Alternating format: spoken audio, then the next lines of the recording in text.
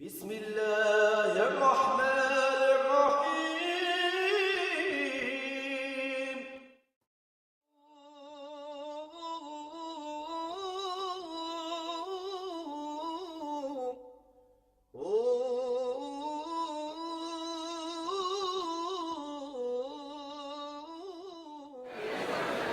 Good evening. Good evening, everyone. Welcome.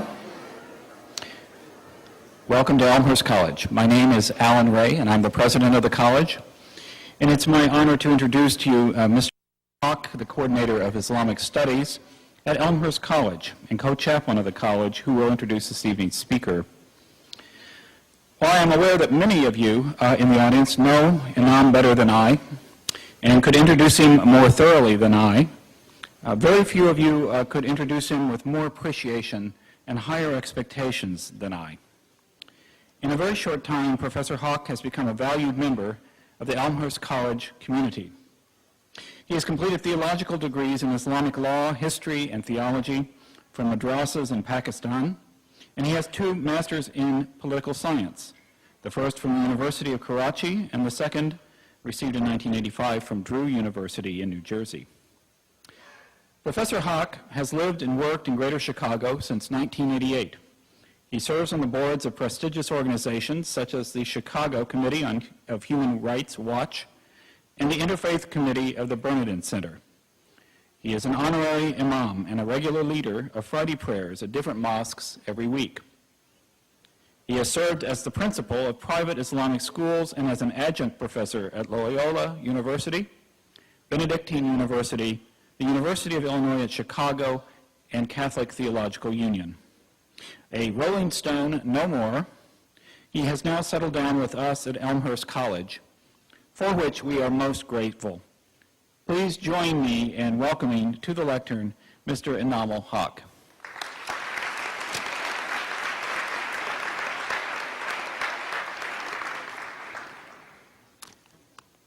Bismillahirrahmanirrahim. Thank you very much for President Alan Ray. I thank you all very much for being here this evening. You have showed up in huge numbers. Among the audience are many important leaders of the Muslim community, and it is difficult for me to thank all of them. But I would certainly like to mention Dr. Umar Farooq Abdullah. Without his help, we would not have been able to bring Shaykh Hamza to Chicago. Unfortunately, he is on a trip abroad and couldn't be here.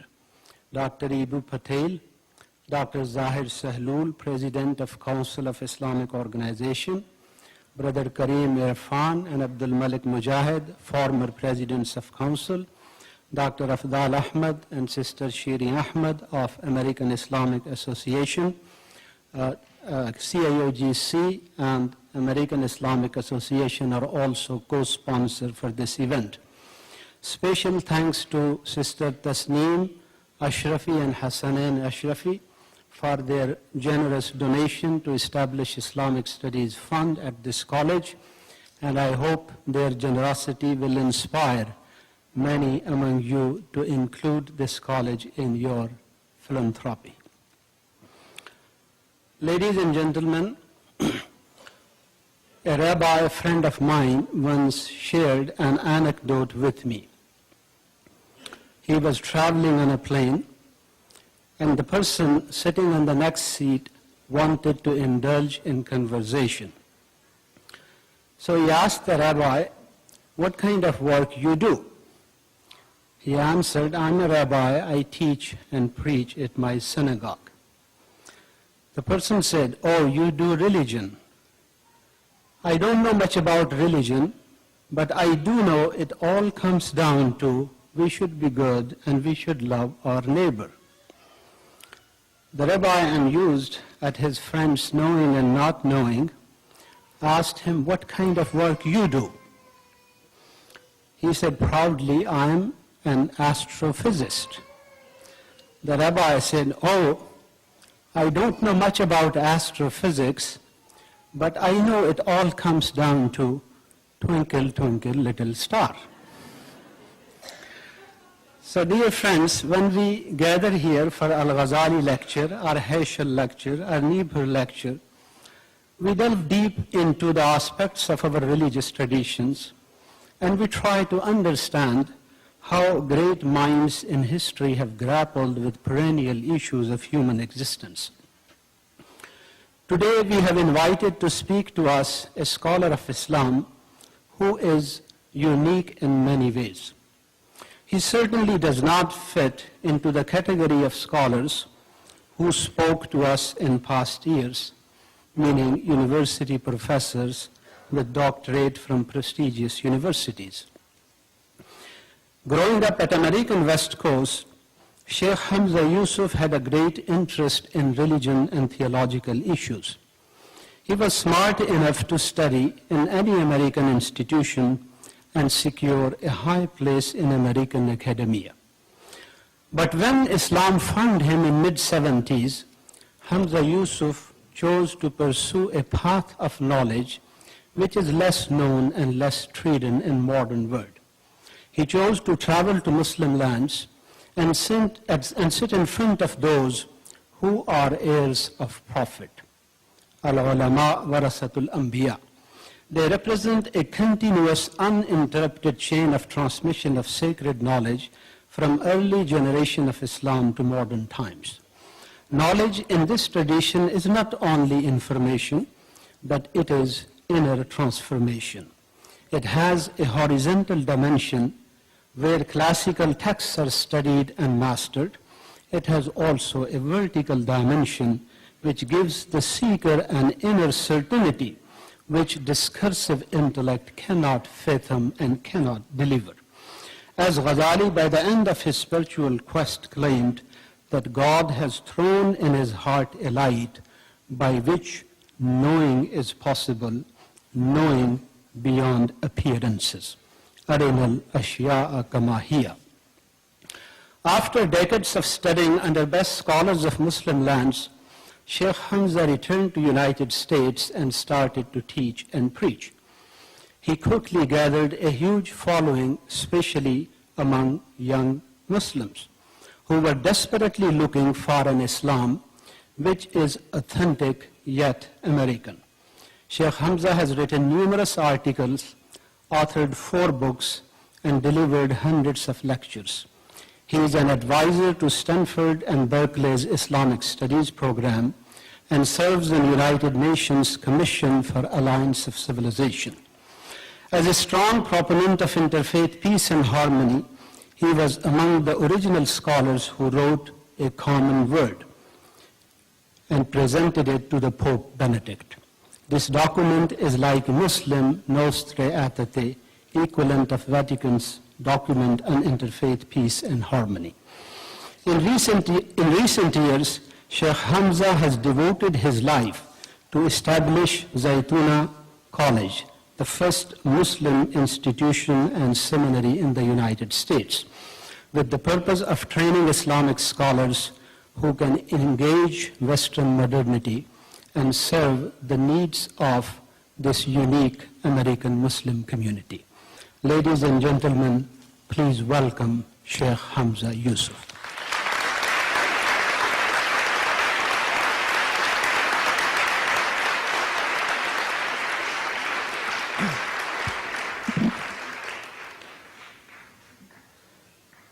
Thank you very much. Bismillah ar-Rahman ar-Rahim. Salatu wassalamu ala Sayyidina Muhammad wa ala alihi wa sahabatihi wa man tabi'ahum bi ihsanin ila yawm ad-din. Amma ba'd. I was actually praying, so it didn't really matter, because I was praying to the all-hearing. Alhamdulillah. All praise be to God.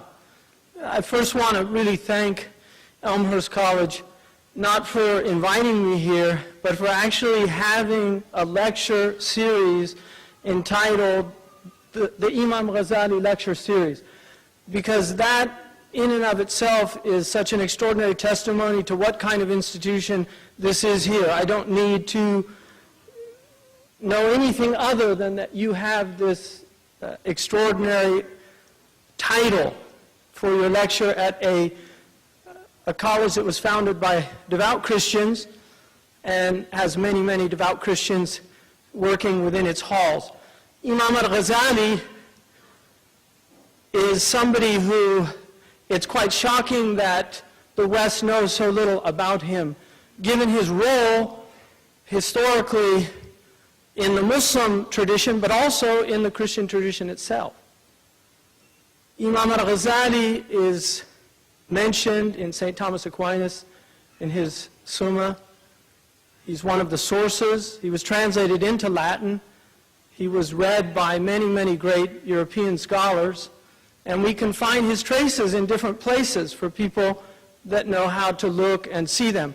But Imam al-Ghazali, to me, and I'll tell you this is an absolute true fact, by my bed is a bookshelf that only has books by Imam al-Ghazali, and it's filled with his books.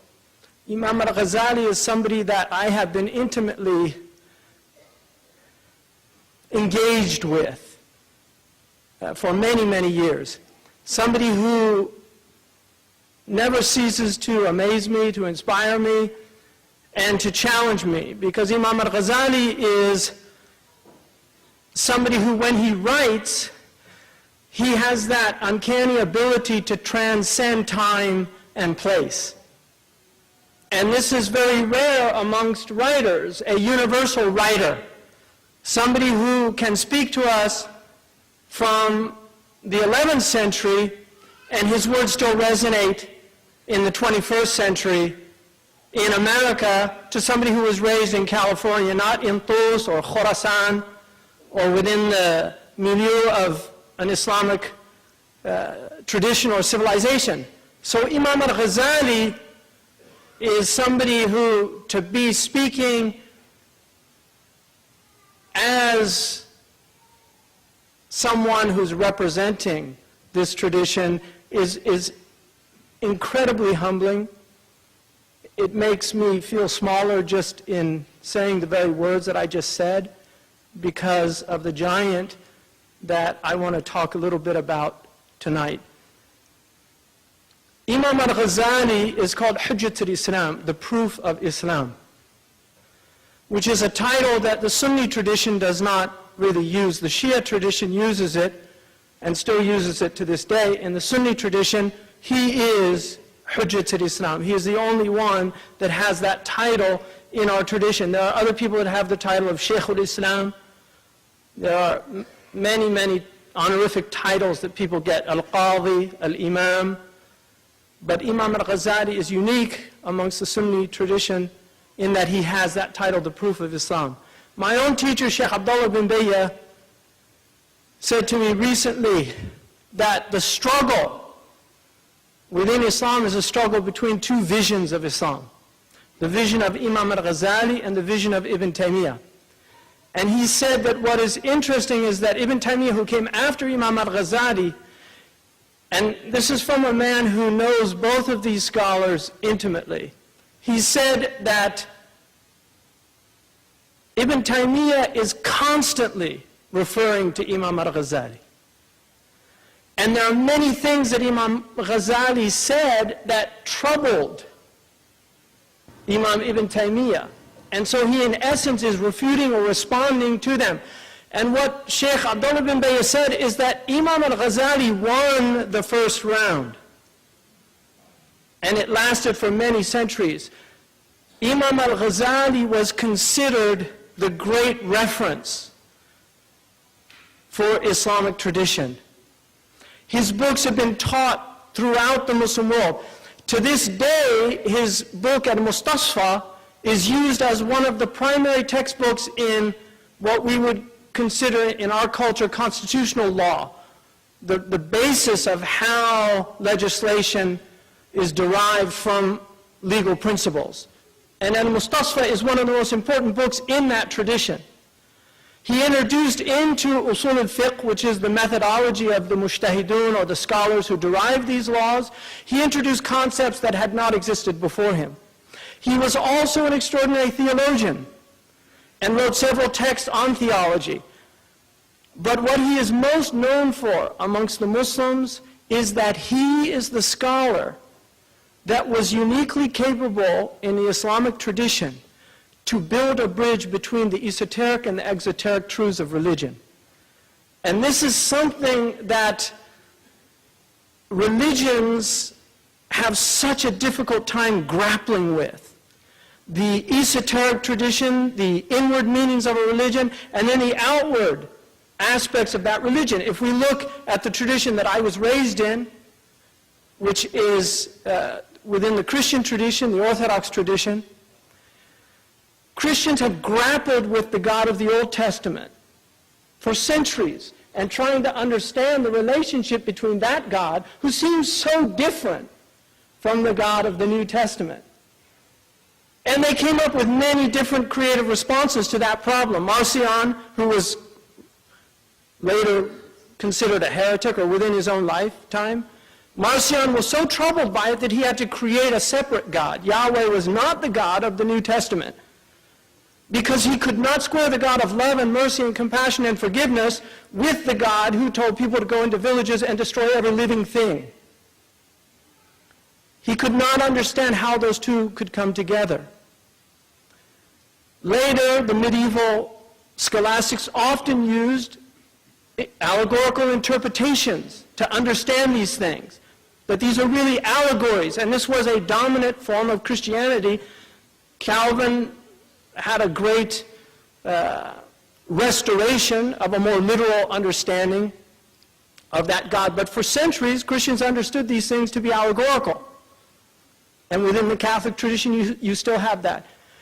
One of the problems that we have with our religious traditions is that when we take an exoteric tradition, when we externalize a tradition, it becomes extremely dangerous if there is not the constraint of esoteric understanding. The danger of esotericism is you get a branch of religion that Imam Ghazali fought greatly against, which in Christianity would be termed the Gnostic heresy, where things don't have any outward meaning. Everything is esoteric. And so the exoteric reality of religion is completely dismissed and discarded, and people that understand things at exoteric levels are simple people. They're not among the elect or the elite. But Imam al-Ghazali said, no, both aspects of religion are needed. They are the two wings with which religion flies. Without one, it can't fly. It must have both. And this is his great contribution to Islam. And this is why tasawwuf, which unfortunately has become almost a dirty word within certain groups of Muslims today, tasawwuf, which was considered for centuries 1/3 of Islam, which is the inward tradition of Islam. And then tasawwuf also bifurcates into two traditions. The tradition of psychology and understanding the nature of the self, Imam al-Ghazali using a Greek model but also a Quranic model, and the Prophet Muhammad gave us an extraordinary principle, sallallahu alaihi wasallam, when he said, wisdom is the lost property of a believer. Wherever he finds it, he has more right to it. And this is why the Muslims historically were very eclectic. Wherever they went, if they found truth, they borrowed from other traditions. There are people that anathematize this approach, but this is the true approach of the Muslims. For centuries, they did this. Raghib al-Isfahani, who was one of the great, and probably in some ways, he is really the source of Imam al-Ghazali's genius. Imam al-Ghazali, it was said, not only memorized his book Ad-Dari'ah, but he also never left it. He always traveled with it. Raghib al-Isfahani was somebody who also recognized the need for a spiritual understanding of faith. That if faith was reduced to an outward ritual, that there was something, not only was the life of that tradition removed, but the result was something that was very dangerous. This is something that we're finding now around the world, and religion has always suffered from these problems. This is not a new problem.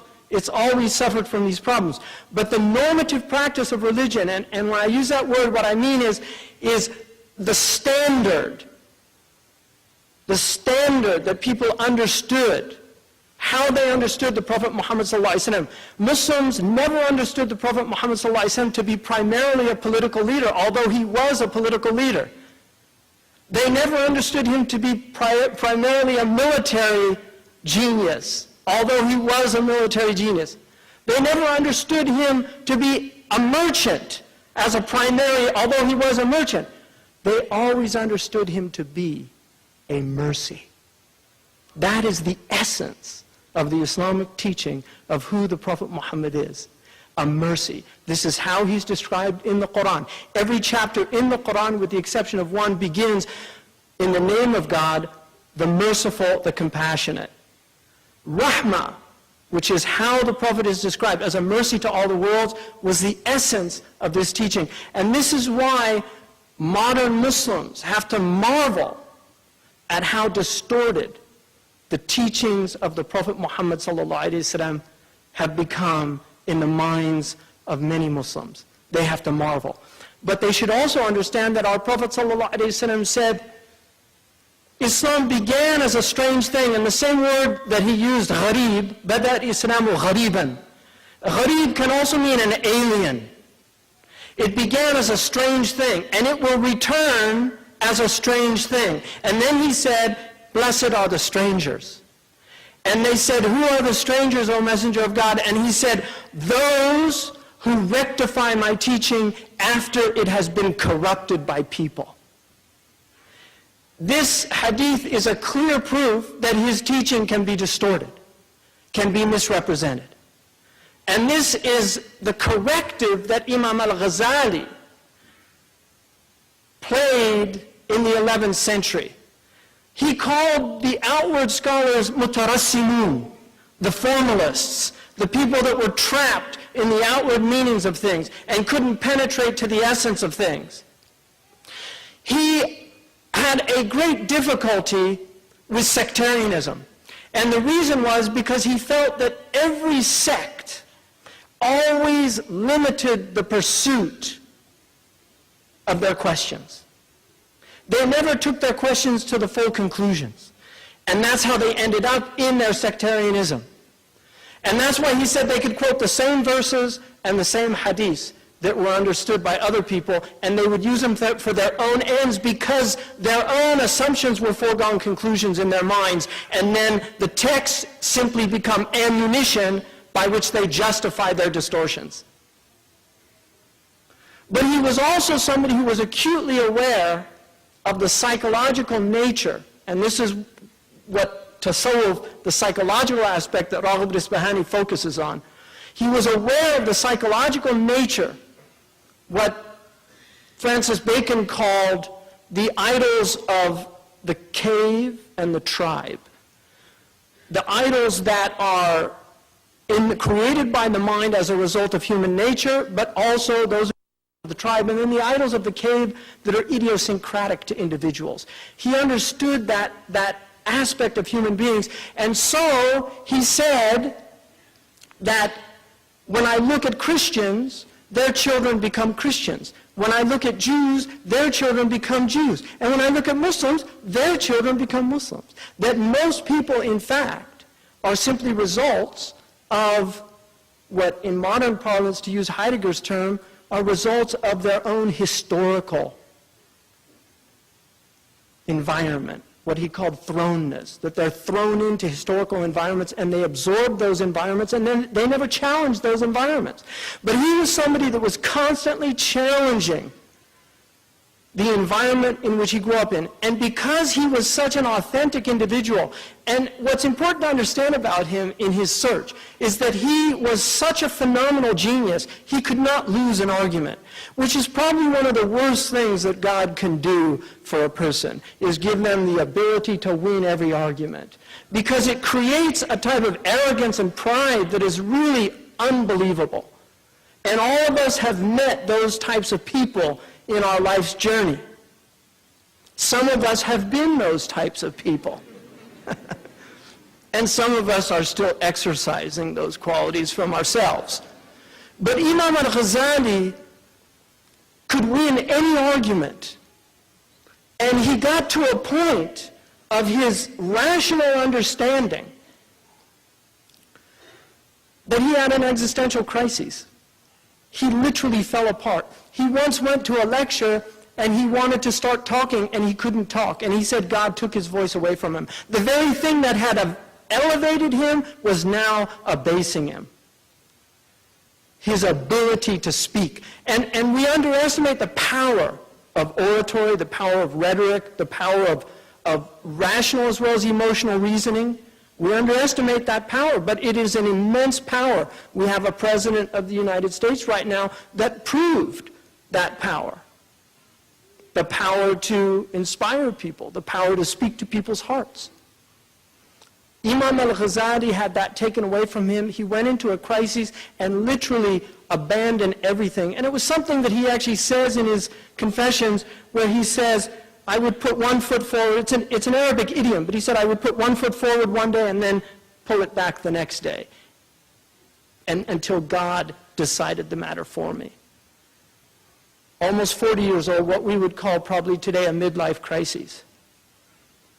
And he set out, and for 12 years he roams the Muslim world, completely incognito. He spent a period of time where he actually was the man who swept the Umayyad mosque in Damascus. I mean, if you can imagine, this is the greatest theologian of his time, honored by kings, had the chair at the Nizamiya College, which would be like the Harvard of the Muslim world at that time, and he becomes a man who's sweeping the Umayyad Masjid, the Umayyad Mosque. Incredible humility. When he goes back to Tus at the end of his life, where he began, one of the people who knew him earlier said that he did not believe that the transformation was real. He thought he must, because he'd heard he'd become humble.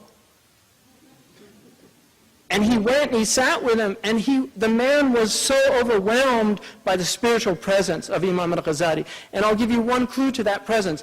Ibn al-Arabi, the Qadi, there's a famous philosopher, but the Qadi came from Andalusia, from Spain. When he went to meet Imam al-Ghazali in Iraq, he said, and this is a man who was a master of the Islamic sciences of his time, incredible erudition. He said, when I entered into the room, the sun rose before my eyes, and all darkness was dispelled for me, and the truth became manifest to me.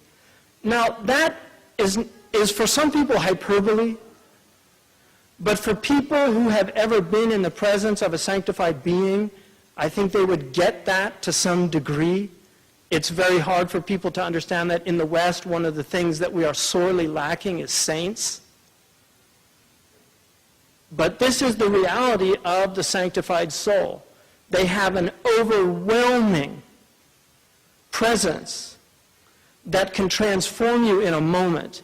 And I'm speaking from personal experience of sitting with my own teacher in the Saharan desert, Murabt al-Hajj, whose presence, when I read that description of Imam al-Ghazali, I got a glimpse of it in my own teacher. And I was once sitting in my teacher's presence, and I had such an overwhelming experience of unity and happiness and joy. And I had my eyes closed, and I wondered, because there was another young Westerner with me in the room, and I wondered if he was experiencing something of what I was experiencing, and I opened my eyes and I looked at him. And he looked at me, and he just made this, he just went,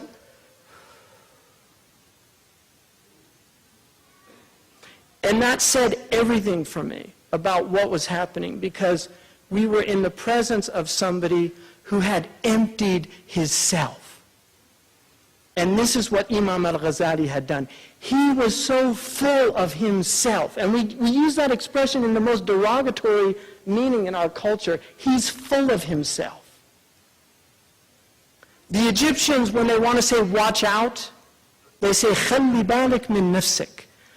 I've never met an Egyptian that knows what that means. They know it means watch out, but they don't know what it really means, because what it means is empty your mind of yourself. if you really want to watch out. Empty your mind of yourself. And this is at the essence of the Christian teaching as well. The emptying out of the self. It's what the people of Tasawwuf call tahliyah. The emptying of the self that precedes tahliyah, the ornamentation of the imitatio Dei, the imitation of God, where we take on the qualities that God loves and has described God himself with. The quality of mercy. The Prophet Muhammad ﷺ said, "Takhlaqu bi akhlaqillah." Take on these qualities that God has described himself with: generosity, mercy, forbearance, patience, gratitude. These are the things that the emptying of the self enables to happen. And without it, it can't happen. And when you have people that are on a spiritual path that are committed to this, a different type of religion emerges. And now I just want to talk a little bit about what I believe is central to the problem that is not simply in the Muslim world, but it is a problem within religious communities everywhere. And I'm going to borrow a metaphor from economics and talk about how Imam al-Ghazali deals with this. And the analogy from economics that I'm using is what economists call externalities. Externalities or spillovers are either negative or positive, but they are the unintended benefits of some economic transaction or process. So when a corporation makes a factory that's making tires, but they're dumping toxic waste into the river, and the river flows downstream, and the people living in the town, now their water becomes contaminated, and they start getting birth defects and these things. These are a type of externality. There's other positive externalities, like when your neighbor puts in some kind of fire installation in his house, and that's going to be a benefit for the neighbors, because if a fire does start and it's put out by the house, the other houses aren't burnt down as well. So economics recognizes these unforeseen consequences of some economic transaction. In religion, we have externalities as well, and we don't like to think about them. But one of the externalities that so many of our religious traditions seems to constantly produce is spiritual pride. Spiritual pride. It's an unintended product of the idea that I have something that other people don't have, and it makes me better than those people. I'm saved and they're not. That's a very hard thing to believe about yourself without having some type of contempt for the other person.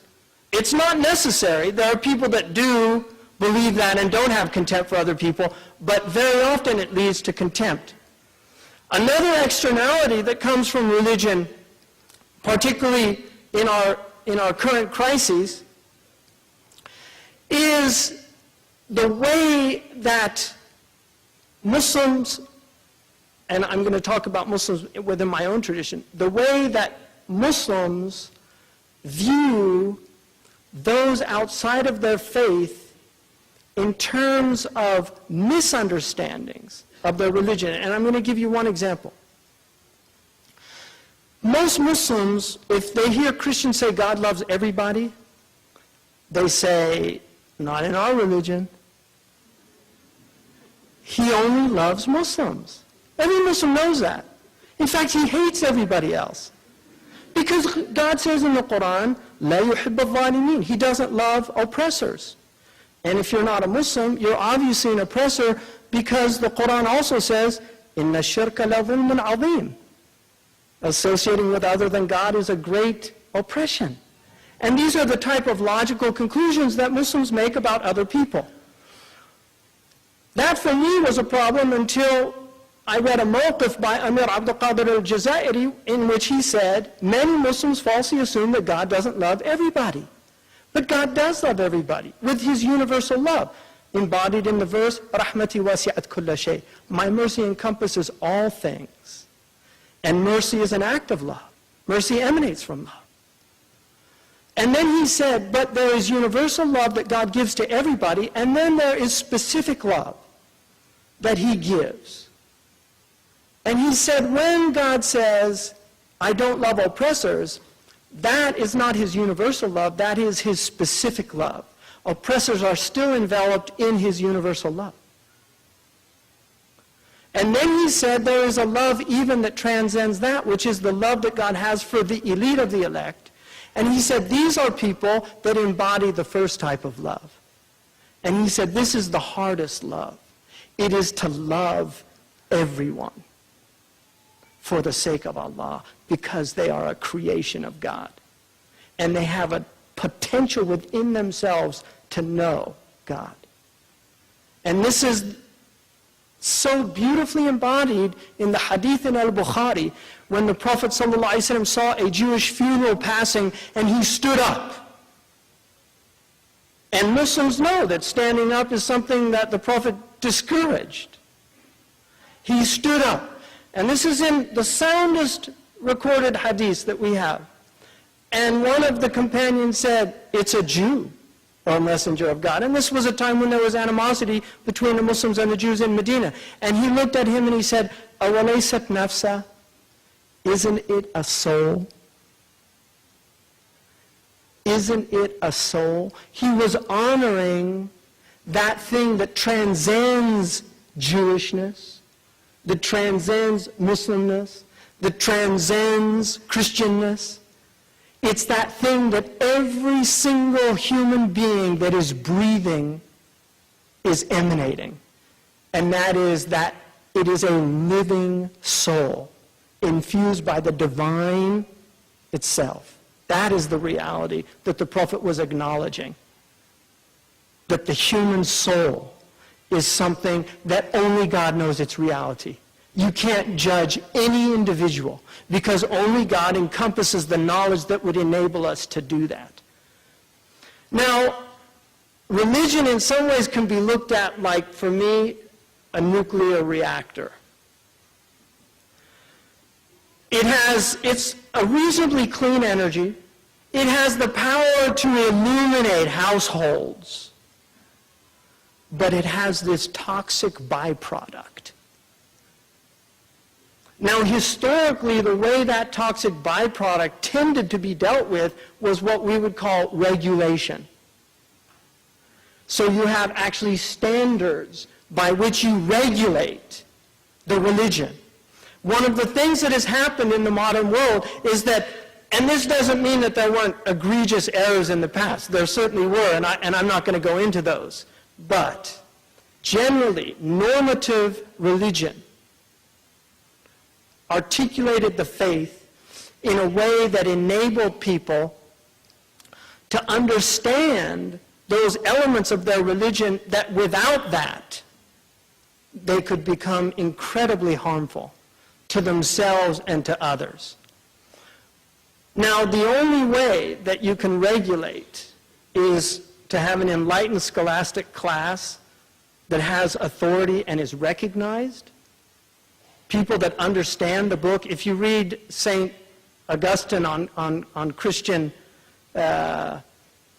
he's got an extraordinary essay about the necessity of knowing the liberal arts before you read the Bible.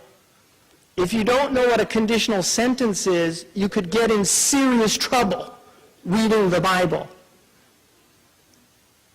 And this is a major problem that we face now in the Muslim world, because we have people for the first time in Islamic history reading the Quran for themselves without the interface of an authoritative scholastic class that could show them how when you read "kill the polytheists wherever you find them," that doesn't mean kill the polytheists wherever you find them, because there are other verses in the Quran that regulate that verse. There are hadiths and traditions that regulate that. This is so important for religious people to understand, because once you open up these books, it's like giving plutonium to people out there.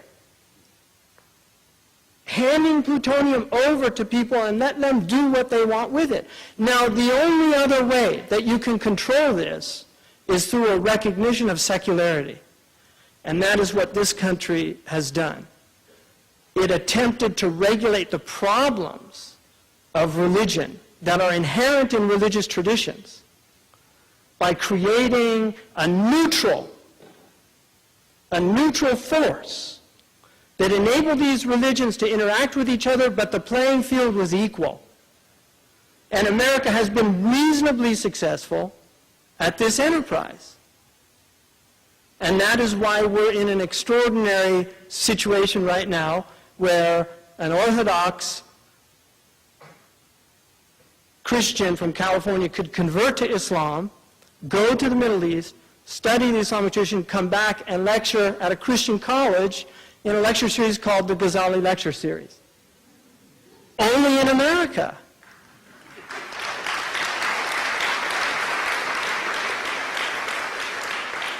Because that is what this enterprise was about. But unlike European laicism, which is what we see in France, I wrote a little essay called Pourquoi la burqa? Only in laicism, which is to exclude religion entirely from the public space. This is a different form of secularism. It is not the secularism of America. But these, as far as I can see, are the only two ways in which religion can be seriously regulated. Because without these two forms, religion is a disaster. It's not a solution to the problems. It is actually part of the problem, if not the root of the problem in many cases. Because the world has always been a problematic place. And when you have people that want to solve the world's problems and they are convinced that they're sanctioned by God, whether they're a president or whether they're a man in a cave, when they believe that they're sanctioned by God to do those things, they can do the most heinous things in their misguided belief. And this is what we're being warned about. The other thing that is absolutely essential that Imam al-Ghazali emphasizes is self-knowledge. And this is something on the Oracle of Delphi. It was written, know thyself. It's something that every true religion has to teach, the idea that you have to have self-knowledge. We've forgotten the concept of self-knowledge in our country. We have, for instance, we had a period where we had somebody at a major university say that greed was good, and he got an ovation. Anybody who understands greed at a theological level, like St. Thomas Aquinas, and understands the nature of greed, and understands that greed as a capital sin has, he called them daughters, we'll call them sons in the light of modern gender equality. The daughters of avarice that Aquinas referred to, which I'll call the sons of avarice, falsehood, treachery, perjury. These are the daughters of greed. And this is why we have so many people that can tell lies to our Congress under oath, literally perjury, out of greed. They can do the most heinous things to people. Violence is one of the sons of greed, avarice, according to St. Thomas Aquinas. But the last one, insensitivity. Insensitivity to the pain and suffering of others. To know that about the nature of greed is a very useful knowledge. And then you can understand how Enron traders in energy were laughing at grandmothers in California that couldn't pay their bills because their electricity bills were over $1,000. Greed made them completely insensitive to the helplessness of others. Imam al-Ghazali tells us, and using the Greek model, tells us that the soul is tripartite. They used to call it the concupiscent, the irascible, and the rational. Imam al-Ghazali gives us metaphors. He calls it the pig, the dog, and the sage. He said that the pig is the appetitive soul. It's what eats and wants more. One of the things that fast food manufacturers discovered was that rats, when they eat fat and sugar, can't stop eating. And so they started making processed food that was essentially fat and sugar. That's why my wife said, I'm convinced that McDonald's is addictive for people that eat there. Right? But this is a knowledge that's used to manipulate people. That he said that the irascible soul he called the dog, and what's very interesting about the dog to me, for people that have read Malcolm Gladwell or know anything about the dog whisperer, the dog whisperer, who's a man, he's a Mexican man that grew up in Mexico. He was raised on a dog ranch with hundreds of dogs. He actually used to run with them. He got to know dogs so well that they called him the dog man. And then he snuck over to America as an illegal alien, began working at a poodle shop, and now he makes hundreds of thousands of dollars. Welcome to America. He makes hundreds of thousands of dollars taming the wild dogs of rich and famous in Hollywood.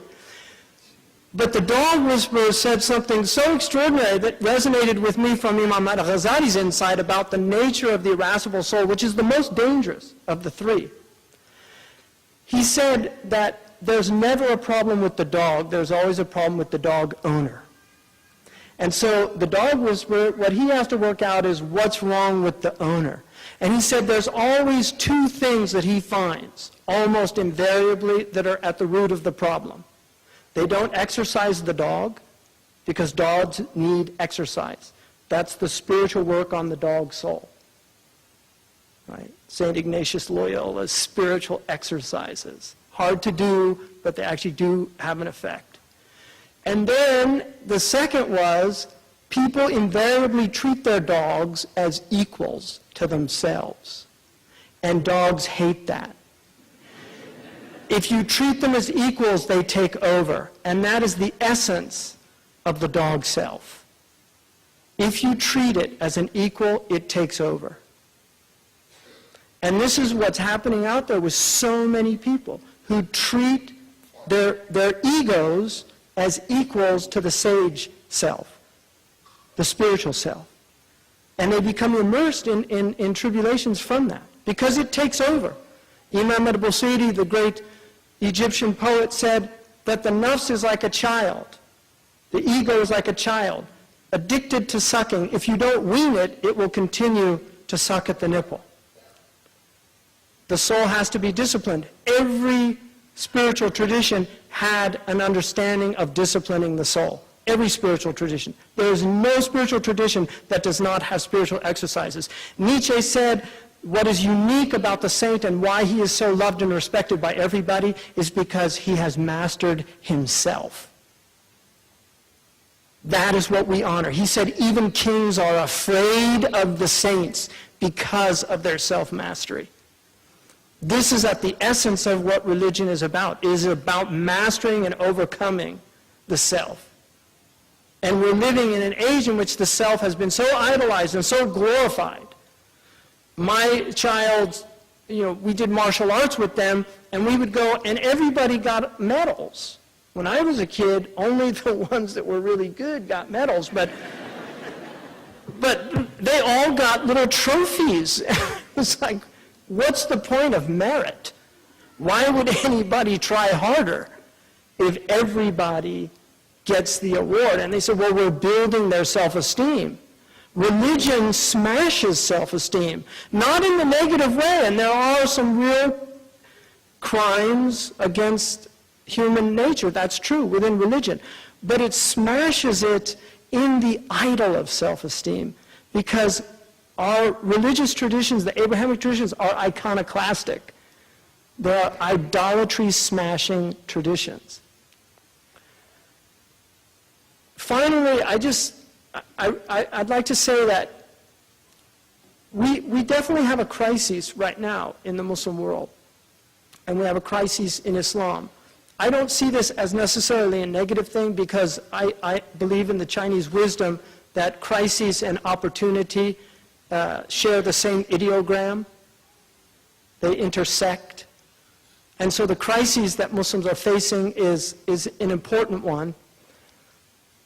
An extraordinary European, Wilfred Scowen Blunt, who was a passionate Arabist and pro-Arab, anti-imperialist British man who wrote a book called The Future of Islam in the late 19th century. And in that book he said, I don't see the loss of Muslim sovereignty as a negative thing. I see it as a positive thing, because Islam will no longer be encumbered with the corruption of a political entity masking itself as a religious entity. And it will enable the Muslims to once again discover their deep spiritual truths. Political Islam has failed. And until the Muslims begin to recognize, I think, that we are in a globalized world, the world has changed, the Europeans are not the crusaders of the Middle Ages, which does not negate that there are crusaders among them. That is true.